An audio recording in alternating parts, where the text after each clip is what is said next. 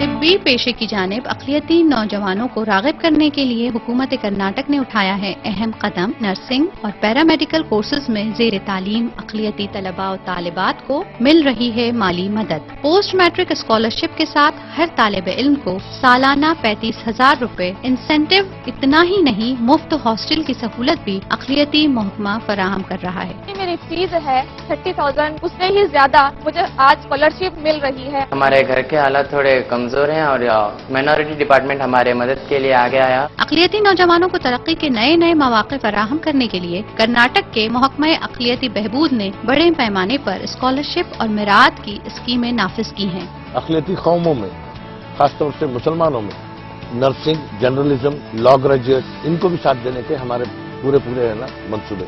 तिब्बी खिदमत है इंसानियत की खिदमत का रास्ता। यही है हमारी सोच, यही है हमारी कोशिश।